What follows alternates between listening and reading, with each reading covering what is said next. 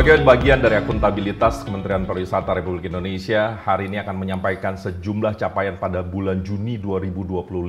Saya beruntung karena di hadapan saya ada Menteri Pariwisata Republik Indonesia, Ibu Widianti Putriwardana. Ibu, apa kabar? Baik, terima Sehat, kasih. Bu? Sehat, Ibu kan muter-muter kemana-mana kemarin, saya lihat begitu ya. Baru dari Manado. Dari Manado, dari Tomohon, GWB di sana, panas-panasan di pantai Karangria, Bu ya. Terima kasih hari ini Ibu menyampaikan waktu bersama kami untuk bercerita kepada masyarakat. Bu Wamen, selamat pagi. Selamat pagi, Mas Imam. Ibu Niluh Puspa. Terima kasih. Ibu juga kemana-mana. Sehat, Bu? Kemarin ke Jember kan? Ke Jember. Okay. Jadi kita akan mendukung kerja dari Ibu Menteri. Jadi harus juga kemana-mana. Indonesia luas sekali, Bu Menteri tidak mungkin sendiri keliling Indonesia. Betul. Jadi atas arahan Bu Menteri kita bagi-bagi tugas. Setuju. Ibu-ibu, hari ini Ibu akan menyampaikan sejumlah capaian bulan Juni 2025, bukan untuk Imam Priyono, Bu, bukan untuk saya, tetapi untuk masyarakat. Ini pembangunan akuntabilitas bagi kementerian ini, dan mudah-mudahan ini memberikan energi kepada masyarakat bahwa pariwisata kita ini sesungguhnya bisa menjadi jangkar bagi banyak kebaikan, diantaranya perekonomian. Sekarang saya langsung mau masuk ke Bu Menteri terlebih dahulu agar kita bisa concise. Nih, saya belajar concise itu dari Bu Menteri. Efektif gitu ya, tepat dan cepat. Bu Menteri, pertanyaan pertama, kita ingin di-highlight sektor pariwisata kita itu di 2025, khususnya di bulan Juni, apa saja sesungguhnya capaiannya? Silakan, Bu. Ya, baik, terima kasih Mas Imam. Selama bulan Juni tahun ini, sektor pariwisata menunjukkan kinerja yang membanggakan. Kunjungan wisatawan mancanegara mencapai 1,42 juta, tumbuh 18,2% dibandingkan periode yang sama tahun lalu. Perjalanan wisatawan Nusantara juga melonjak secara signifikan dengan total 105,12 juta perjalanan, naik 25,93% dibandingkan bulan Juni tahun 2024. Tercatat 727.000 perjalanan wisatawan nasional pada bulan Juni 2025, turun 15,02% dibandingkan periode yang sama tahun 2024. Bu, sekarang saya mau tanya dari sudut yang lain. Saya tahu ini Ibu orang data ya, karena tiap hari itu rajin banget baca data. Bagaimana kalau kita putar dengan capaian dari sudut per semester? Apakah membubuhkan catatan positif atau bagaimana? Silakan. Ya, tren positif juga tercermin dalam kinerja kumulatif Januari hingga Juni 2025 ini, Mas Imam. Jumlah wisatawan mancanegara sebesar 7,05 juta kunjungan dengan pertumbuhan 9,44% dibandingkan tahun lalu. Sedangkan jumlah wisatawan Nusantara adalah 613,78 juta perjalanan, tumbuh sebesar 17,7% dibandingkan tahun lalu, dan jumlah wisatawan nasional yang keluar negeri sebesar 4,57 juta perjalanan, tumbuh 3,25%. Jadi secara kumulatif pada semester pertama ini, kunjungan wisatawan mancanegara berada di atas jumlah perjalanan wisatawan nasional dengan selisih mencapai 2,48 juta perjalanan. Pergerakan ini turut berkontribusi pada pencapaian net devisa yang positif bagi Indonesia. Ini sebenarnya seru, Bu ya, karena saya bisa kolaborasi atau elaborasi dengan cerita soal okupansi hotel dan seterusnya. Nanti saya mau masuk ke situ, Bu, tapi saya sekarang mau ke Bu Wamen sebentar. Bu Wamen, kalau kita bicara capaian, tadi kita bersyukur ada capaian yang positif, ada tren yang bagus, dan kita mau dalami soal datanya lagi, Bu Wamen, sebelum yang lain.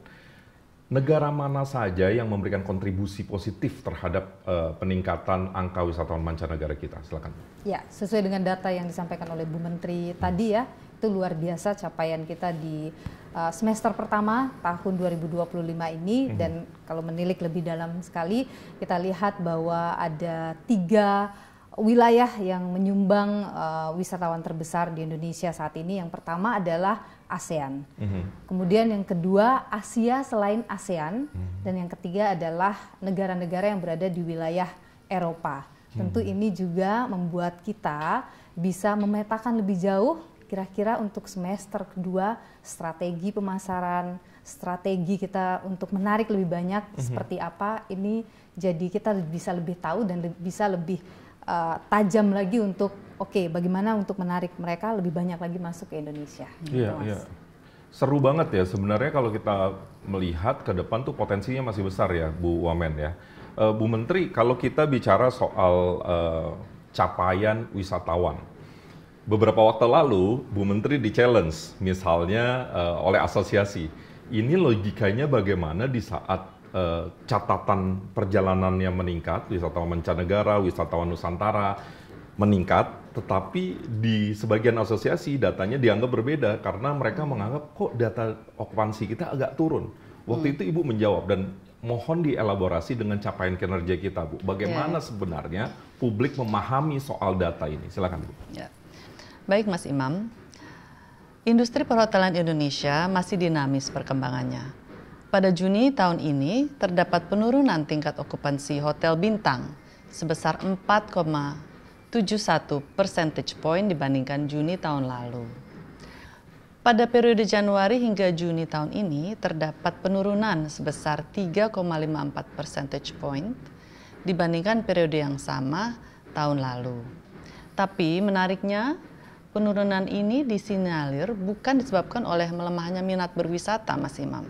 Karena sepertinya yang saya sampaikan sebelumnya, pada semester 1 2025 terlihat peningkatan jumlah wisatawan.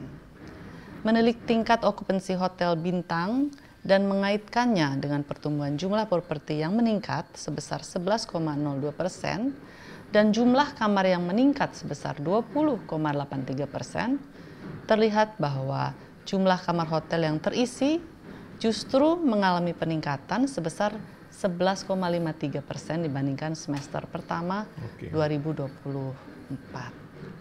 Ini masih kami soroti terus dan kami telah mengidentifikasi bahwa ada pergeseran preferensi wisatawan menginap di akomodasi alternatif seperti villa.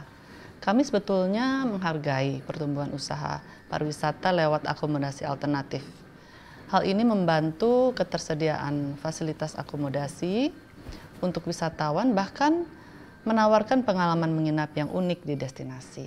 Namun, apabila tidak terdata dan tidak memiliki izin usaha akomodasi pariwisata, keadaan seperti ini menjadi kurang adil bagi pelaku usaha pariwisata lainnya, seperti hotel berbintang, begitu Mas Imam. Dan juga di sisi konsumen, akomodasi alternatif yang tidak terdata dan tidak terdaftar juga tidak memberikan perlindungan kepada konsumen tentunya. Gitu. Oke, Bu, saya tahu Ibu bertemu dengan stakeholder berkali-kali, ngobrol berkali-kali, dan memang yang paling diharapkan adalah kehadiran dari negara.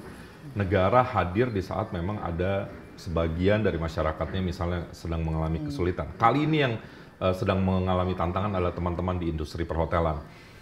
Kurang lebih apa sebenarnya stimulus yang dipersiapkan oleh pemerintah, paling tidak untuk membantu agar mereka bisa bertahan, syukur-syukur bisa tadi menjawab hal yang Ibu sampaikan. Ada perubahan tren, ada shifting di situ.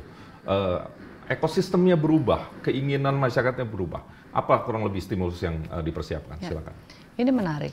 Dalam konteks ini, kami di Kementerian Pariwisata terus mengusahakan program kerja yang mendorong minat berwisata, meningkatkan tingkat okupansi serta kondisi berusaha yang sehat untuk pertumbuhan yang berkelanjutan. Khusus untuk persoalan akomodasi alternatif, Kementerian Pariwisata bersama pemerintah daerah tengah mengupayakan pembinaan agar para usaha pariwisata ini memiliki izin yang tepat, memiliki standar usaha yang tepat, dan menawarkan layanan yang terstandarisasi sesuai standar usaha untuk wisatawan. Jadi saya melihat ada double track setidaknya ya. Pada satu sisi Ibu memberikan stimulus, bantuan. Pada sisi yang lain, Kementerian Pariwisata juga membuat ekosistemnya lebih fair.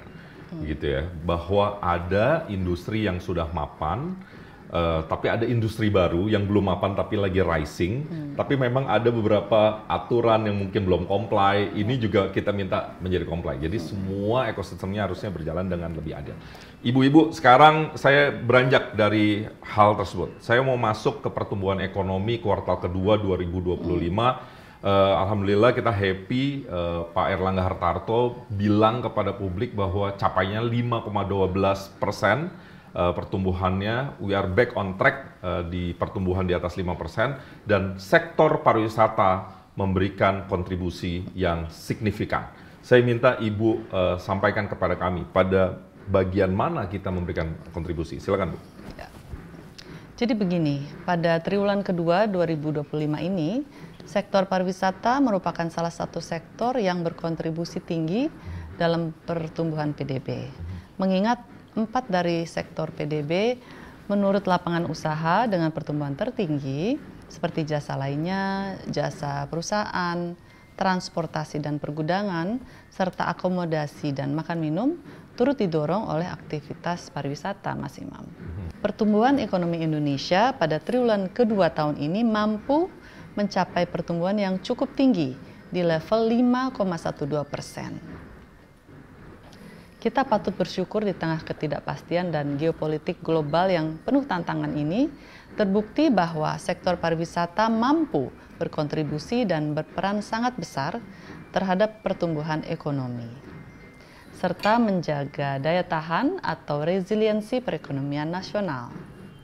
Untuk menjaga terus laju pertumbuhan ekonomi selama tahun 2025 agar tercapai target pertumbuhan, maka perlu terus didorong kebijakan stimulus ekonomi untuk sektor pariwisata, baik dari sisi supply maupun dari sisi demand, sebagaimana telah diberikan pada triwulan pertama dan triwulan kedua tahun ini. Stimulus yang sudah diberikan dari sisi supply meliputi diskon tiket pesawat, kereta api, kapal laut, dan tarif tol yang menurunkan biaya sehingga jasa pariwisata lebih murah dan terjangkau. Sementara itu, dari sisi demand, penebalan bansos, bantuan subsidi upah, serta tunjangan atau gaji ke-13 meningkatkan daya beli masyarakat yang pada gilirannya memperkuat permintaan terhadap jasa pariwisata. Bu, sekarang saya mau tanya yang nggak ada di sini, Bu. Soal quality tourism atau pariwisata naik kelas. Kan yang menarik kalau di IKU Kementerian Pariwisata tidak hanya memberikan KPI terhadap lonjakan angka wisatawan mancanegara dan wisatawan Nusantara tentunya. Tetapi kita juga diharapkan menyumbangkan devisa yang cukup untuk menjadi penggerak pembangunan kita. Ceritakan kepada kami, apa harapan Ibu, apa cita-cita bayangan Ibu, kenapa dari 5 flagship, di bagian tengah itu adalah quality tourism. Ibu sekarang sedang giat banget bicara soal marine. Ibu kemarin jumpa teman-teman dari entitas fashion, kemudian gourmet juga di Bali kita ada punya rencana ke sana. Boleh di-highlight, Bu, sehingga publik sebenarnya punya keyakinan kuartal 2 sudah lewat, tapi 3-4 sebenarnya ada hope di situ. Silakan, Bu. Ya. Jadi quality tourism itu adalah program kami di Kementerian Pariwisata.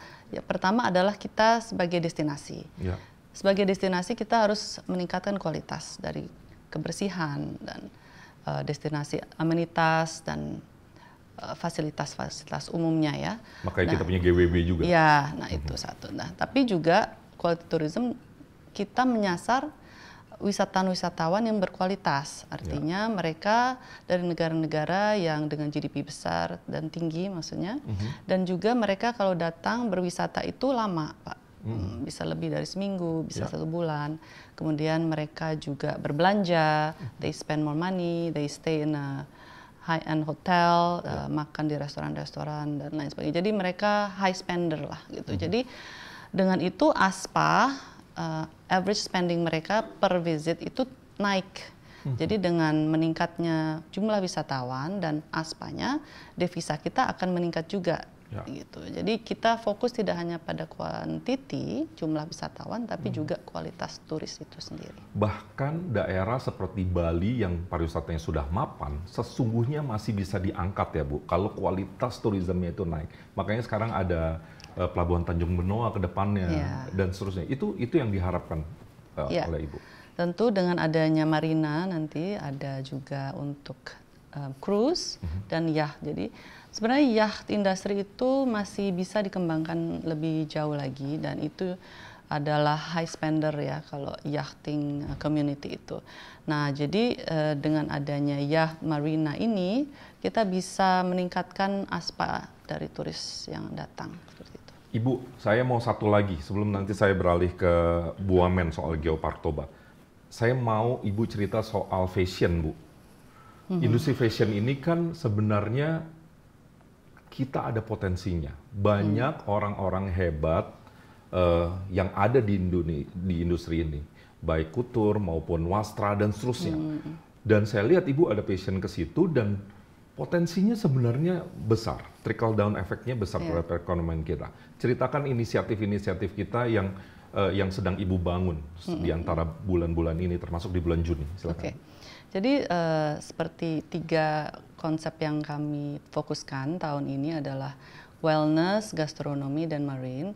Fashion itu salah satu yang bisa dikembangkan juga dari eventnya, Pak. Jadi kalau ada event Fashion Week di Indonesia yang bisa menjangkau wisatawan mancanegara lebih luas, menjadi event yang internasional, masuk ke agenda internasional, itu baik sekali karena fashion industry itu mereka keliling Mas dari Amerika ke Eropa, Asia, dan di Indonesia itu ada Jakarta Fashion Week di bulan Oktober. Jadi bisa terakhir mereka datang ke Indonesia. Nah, itu komunitasnya lumayan besar. Nah, Indonesia sebenarnya orang-orangnya sangat kreatif, gitu, tidak kalah dengan desainer luar negeri, dan Indonesia juga kaya dengan wastra, tekstilnya, tradisinya itu menjadi suatu kekayaan yang luar biasa. Jadi kami ingin membuat event yang besar untuk fashion, yang lebih terfokus dan juga mengundang ASEAN atau komunitas fashion dunia untuk datang setiap tahunnya. Bu, kan kalau bicara fashion ada negara-negara yang mendominasi dalam tanda petik. Sebut saya Italia dengan brand-brand besarnya dan seterusnya. Kemudian ada suasana berbeda di industri fashion, misalnya Tiongkok. Tidak terlihat dalam tanda petik sebelumnya, tapi tiba-tiba menjadi magnet juga gitu. Apakah jangan-jangan kita juga bisa mempelajari perkembangan fashion di Tiongkok, kemudian kita adopt di Indonesia?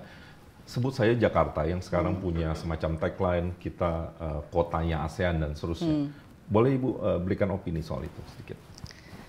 Ya, sebenarnya seperti saya sampaikan tadi, Indonesia tidak kalah, sangat kreatif. Nah, tinggal PR-nya aja. Mereka itu bagus dengan PR dan mereka juga memberikan dana, menggelontorkan dana untuk media-media internasional datang. Karena biasanya media internasional itu juga datang kan harus difasilitasi seperti itu. Nah, jadi kami akan belajar dari style atau sistem mereka itu yang bisa di adopt di Indonesia dengan anggaran yang ada sekarang ini. Mudah-mudahan potensi ini bisa kita gerakan begitu, Bu Menteri, Bu Wamen, sehingga ke depan kualitasnya semakin baik, devisanya makin banyak. Karena kalau devisa banyak, pembangunan juga akan bagus. Kita bisa dukung makan bergizi gratis, kita bisa bantu Koperasi Merah Putih, cek kesehatan gratis, sekolah rakyat. Nah, topik dan yang kita ini pernah loh Mas, dulu kan orang-orang datang ya Bu ke Jakarta, ke Bandung, misalnya orang-orang Malaysia dan sebagainya untuk belanja fashion ke Bandung dan sebagainya. Nah, mungkin memang perlu dinaikkan lagi hal seperti itu. Dulu sangat terkenal. Yes, betul. Kenapa tidak bisa untuk dinaikkan lagi? Bu, di topik yang ini sebenarnya Ibu berdua bisa chip in. Ya, ini soal Toba. Kita udah datang. Di ujung cerita ini, awalnya kan memang ada tantangan bahwa kita di challenge ya, kita tidak lagi mendapatkan green card, tapi lagi ada revalidasi lagi nih sekarang, gitu ya. Kemudian revalidasinya berjalan dan Kementerian Pariwisata tentu menjadi bagian untuk bahu-membahu memastikan ini bisa naik lagi menjadi green card. Saya ke Bu Wamen dulu, tapi kalau Bu Menteri tiba-tiba mau chip in, masuk aja Bu. Ayo Bu Wamen, silakan Bu, soal Geopark Caldera Toba. Iya. Jadi terima kasih Mas Imam ya. Jadi revalidasi ini memang menjadi prioritas strategis dari Kementerian Pariwisata. Bu Menteri bahkan setiap saat begitu selalu menanyakan bahkan selalu memantau, selalu memastikan bahwa revalidasi ini berjalan dengan baik. Bahkan hampir setiap waktu menelpon dan memastikan kepada deputi bahwa kita bisa menjalankan revalidasi ini dengan baik dan kita bisa meraih green card di Caldera Toba, karena Caldera Toba ini adalah destinasi prioritas kita ya, destinasi pariwisata prioritas gitu. Dan status UNESCO Global Geopark ini adalah modal branding internasional bagi destinasi wisata Indonesia. Nah, saat ini Mas Imam, Indonesia memiliki 12 geopark yang diakui oleh UNESCO Global Geopark. Sayangnya memang salah satu geopark kita, yaitu Geopark Caldera Toba, pada tahun 2023 lalu menerima kartu kuning. UNESCO memberikan sejumlah masukan untuk pembenahan yang meliputi, yang pertama adalah perlunya peningkatan kualitas interpretasi warisan geologis agar lebih menarik dan informatif. Kemudian yang kedua, membutuhkan integrasi unsur non-geologis, misalnya alam, budaya, baik itu benda dan tak benda, yang lebih kuat. Kemudian yang ketiga, pentingnya peningkatan visibilitas kawasan dan membangun kemitraan strategis. Dan kemudian yang terakhir dan tak kalah penting adalah partisipasi yang lebih aktif dalam jejaring geopark regional dan juga global, serta peningkatan kapasitas SDM pengelolaan kawasan. Nah, catatan ini menjadi perhatian serius bagi Kementerian Pariwisata. Seperti yang saya sampaikan tadi, Ibu Menteri sangat concern dengan revalidasi Caldera Toba ini.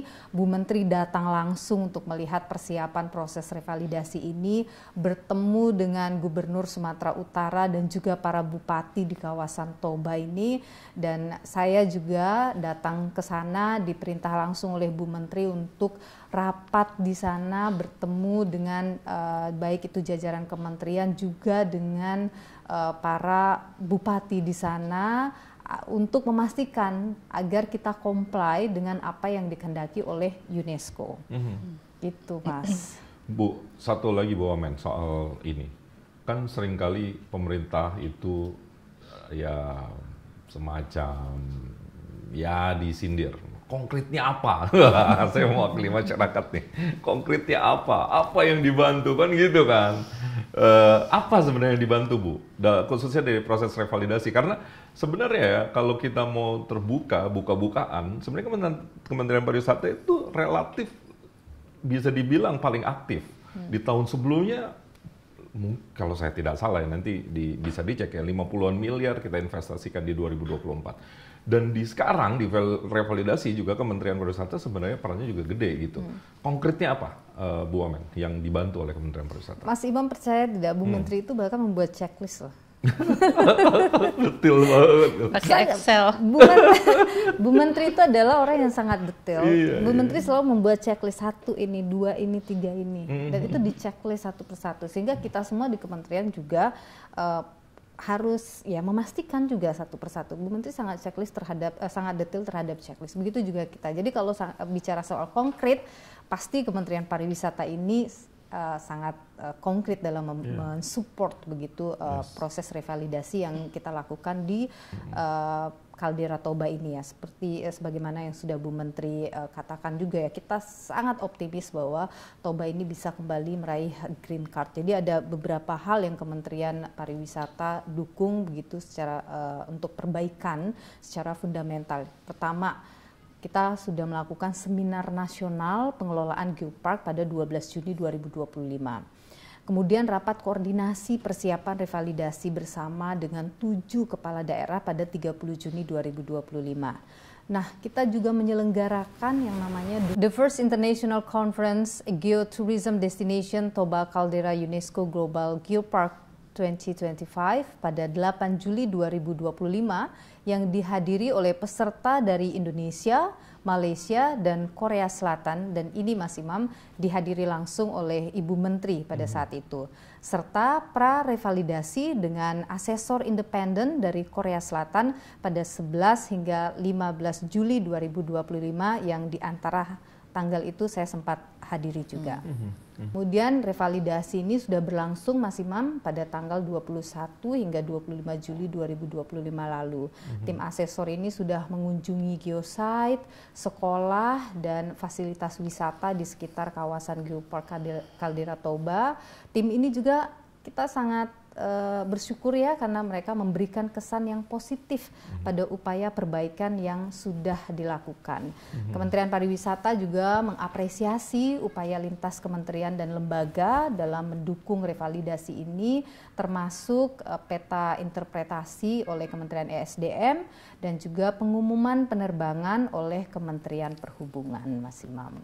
Jadi hasil revalidasi ini nanti akan dibawa ke sidang UNESCO Global Geopark pada 5 hingga 6 September 2025 di Chile dengan keputusan akhir pada sidang Dewan Eksekutif UNESCO tahun 2026 di Paris, Prancis gitu. Jadi Kementerian Pariwisata bersama dengan para pemangku kepentingan berkomitmen untuk menjaga dan mengembangkan daya tarik wisata alam agar semakin berkualitas dan berkelanjutan. Jadi kami sekali lagi sangat optimis Geopark Toba ini kembali ke status green card, dan ini yang penting Mas Imam, jika kita mendapatkan green card kembali harus ayo dong sama-sama kita harus rawat gitu. Jangan hanya Bu Menteri, saya dan Kementerian Pariwisata saja yang bertanggung jawab, tapi menjadi tugas kita bersama. Setuju. Bu Menteri, saya lihat Ibu bersama Pak Gubernur, para bupati, dan juga perwakilan dunia industri ngobrol juga di Toba. Kadang-kadang ini kan blessing in disguise ya. Oke, kita green card-nya sempat di-challenge gitu. Tapi ini membuat kita semua bergerak di page yang sama. Kita mau tahu, Bu, itu obrolannya apa, Bu? Karena waktu itu saya cuma ngeliat dari jauh gitu. Jadi waktu kami berkunjung ke Toba, kami menggelar rapat bersama Gubernur Sumatera Utara, Bapak Bobi, dan para bupati setempat. Nah, kita bertukar pikiran, tentu saya memberi arahan bahwa destinasi itu harus dirawat, dijaga kebersihannya, dan juga beberapa program-program prioritas Kementerian Pariwisata. Nah, mereka juga memberikan masalah-masalah mereka apa sih di daerah tentunya seperti itu. Ada masalah sampah, ada masalah seperti minta dukungan lah dari kementerian beberapa isu. Jadi kami catat dan kami diskusikan dan kami usahakan untuk memberi dukungan atau bantuan dari pusat seperti itu. Buat saya ini jadi kekhasan dari Ibu Menteri di saat ada tantangan, bukan menjauh tapi justru mendekat dan mencoba mengambil bagian untuk menyelesaikan masalah. Soal hotel, Ibu datang, berkali-kali ketemu. Soal Toba, Ibu datang gitu ya. Mudah-mudahan ini tanda bahwa negara tuh hadir. Negara hadir. Kalau ada masalah, negara hadir. Dan mudah-mudahan ini bagian dari pencapaian kita di bulan Juni. Ini path yang bagus untuk bulan-bulan selanjutnya. Dan biasanya Bu Menteri langsung yang dapat duluan masalahnya. Dan langsung memberikan masalah itu dan mendiskusikan masalah itu, mau itu hari Minggu, mau itu hari Sabtu, mau itu hari libur, Bu Menteri tidak ada liburnya untuk mendiskusikan jadi setiap tanggal masalah. merahnya hilang ya Bu. Dan mau itu pun malam-malam, jadi seorang Bu Menteri itu berdiskusi kapanpun ketika ada masalah untuk kita mencari solusinya. Keren. Mudah-mudahan semangatnya terus gitu. Justru semakin bersemangat karena buahnya mulai ada kan. Pencapaian ekonominya bagus, sekarang stakeholder masalahnya pelan-pelan kita chip in untuk memperbaiki dan seterusnya. Ini tanda-tanda bagus lah. Sekarang saya geser lagi Bu. Kan kita juga berharap Kementerian Pariwisata ini hand in hand dengan Presiden Prabowo Subianto dan tentu jajaran untuk memastikan program-program prioritas beliau ini juga bisa dideliver dengan sebaik-baiknya. Koperasi Merah Putih ada di desa-desa, harusnya menggerakkan perekonomian dari desa, makan bergizi gratis, dan seterusnya. Sekarang saya ingin ke Bu Menteri dulu. Bu Menteri, apa saja program-program Kementerian Pariwisata yang memberikan dukungan, sokongan terhadap program dari prioritas Presiden Prabowo? Silakan. Ya, baik. Jadi Kementerian Pariwisata mendukung program prioritas Presiden melalui program serta kehadiran Menteri Pariwisata pada peluncuran 80.081 koperasi desa atau kelurahan merah putih di Klaten, Jawa Tengah pada tanggal 21 Juli 2025 lalu. Tidak hanya secara simbolis, Kementerian Pariwisata telah menunjukkan komitmen nyata melalui penandatanganan nota kesepahaman dengan Kementerian Koperasi pada tanggal 9 Mei 2025 lalu sebagai langkah konkret mewujudkan ekonomi yang merata melalui pariwisata berbasis masyarakat. Sebagai target, 80 desa wisata diikutsertakan sebagai proyek percontohan dalam program Koperasi Desa atau Kelurahan Merah Putih. 3 desa wisata menjadi bagian dari 103 mock-up program Koperasi Desa atau Kelurahan Merah Putih yang sudah diluncurkan pada bulan Juli lalu. Hal ini turut mendukung pembentukan Koperasi Merah Putih sebagai pilar ekonomi berbasis komunitas.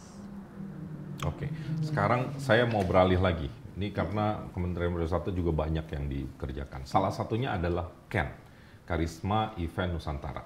Bu Wamen datang di beberapa titik, Bu Menteri juga datang di beberapa titik. Kita minta insight-nya, seberapa besar sebenarnya KEN ini memberikan kontribusi terhadap perekonomian khususnya atau perkembangan pariwisata di daerah maupun Indonesia. Bu Wamen duluan, silakan. Iya, jadi Mas Imam, kami sejatinya ingin memanfaatkan potensi yang masih belum tergarap optimal. Karena itu Kementerian Pariwisata mengusahakan hadirnya Event by Indonesia. KEN adalah salah satunya. Karisma Event Nusantara atau KEN merupakan rangkaian 110 event daerah yang diadakan di 37 provinsi di Indonesia. Bertujuan menggerakkan perekonomian daerah melalui event budaya, seni, dan olahraga. Jadi membantu exposure destinasi dan mendatangkan wisatawan baik itu mancanegara maupun juga Nusantara. Per 4 Agustus 2025, Mas Imam, sebanyak 46 event KEN telah dilaksanakan di 25 provinsi. Terdapat 4 event yang dibatalkan pelaksanaannya sehingga rangkaian kegiatan yang akan dilaksanakan di tahun 2025 adalah sejumlah 106 event dari 110 event yang sebelumnya direncanakan. Dari ke-46 event tersebut, 42 event telah selesai dikaji dampaknya. 42 event tersebut mencatatkan 5,07 juta pengunjung dengan transaksi ekonomi sebesar 463,07 miliar rupiah, Mas Imam, dan melibatkan lebih dari 6.000 UMKM sebesar 68.000 pekerja seni dan membuka lapangan kerja bagi sekitar 60.000 tenaga kerja. Dan saat ini Mas Imam masih tersisa ada 58 event hingga akhir 2025. Diharapkan seluruh rangkaian KEN 2025 dapat menjadi motor aktivasi pariwisata dan juga dampak ekonomi. Oke, Bu, kemarin kita ke Tomohon, Bu. Saya lihat yang menarik itu di Tomohon banyak wisatawan mancanegaranya, Bu, ya. Iya, banyak. Iya, dan semakin masuk akal bahwa sebenarnya dengan kualitas penyelenggaraan yang konsisten, kontinu, itu sebenarnya bisa mendatangkan wisatawan mancanegara lebih banyak lagi ya. Iya. Jadi Mas Imam, kemarin itu banyak juga duta besar yang hadir. Oh iya. Ya. Dan mereka ikut serta dalam karnaval itu. Jadi dari Philippines, dari Amerika Serikat, Jepang juga ikut. Mereka punya satu kendaraan bunga sendiri masing-masing. Ya, jadi ini kolaborasi dengan mancanegara, Pak Imam. Bu Menteri, ini pertanyaan terakhir saya. Kalau kita mau berjalan cepat kan katanya sendiri cukup ya. Tapi kalau mau berjalan jauh kan harus rame-rame, harus bareng-bareng. Ya. Belakangan kita semakin sering, semakin banyak bekerja sama dengan kementerian lembaga. Ada sejumlah kerjasama yang dilakukan. Boleh kami disampaikan, Bu, apa saja kerjasamanya dan apa yang penting dari konteks tersebut? Silakan. Ya. Sebenarnya bukan kuantitasnya, Mas Imam, yang kita ingin kejar, tapi kualitasnya. Kami memilih kerjasama strategis itu berdasarkan manfaat bagi kegiatan pengembangan pariwisata kita, mulai dari destinasi, pemasaran, dan promosi. Misalnya, dengan Kementerian Perlindungan Pekerja Migran Indonesia, kami menyepakati rencana kolaborasi strategis untuk memanfaatkan potensi pekerja migran Indonesia dalam pengembangan pariwisata nasional sebagai duta pariwisata. Kami juga akan melakukan pelatihan, pemberdayaan, dan pembinaan bidang pariwisata bagi pekerja migran melalui program Wonderful Indonesia Hospitality Skills. Kami juga menjalin kerjasama dengan Kementerian Kebudayaan. Kami bersepakat dengan Kementerian Kebudayaan untuk menjadikan budaya Indonesia sebagai daya tarik pariwisata.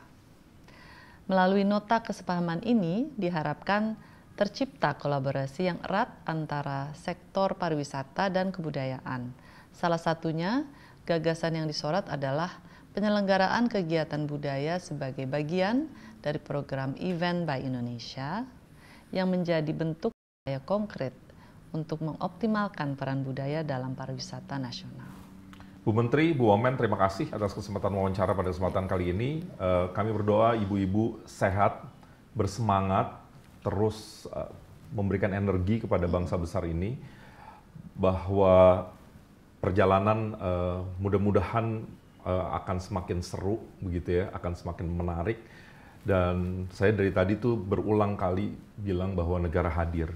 Mudah-mudahan ini memberikan energi kepada kita semua untuk terus bekerja untuk rakyat, untuk bangsa. Sekali lagi terima kasih. Terima kasih.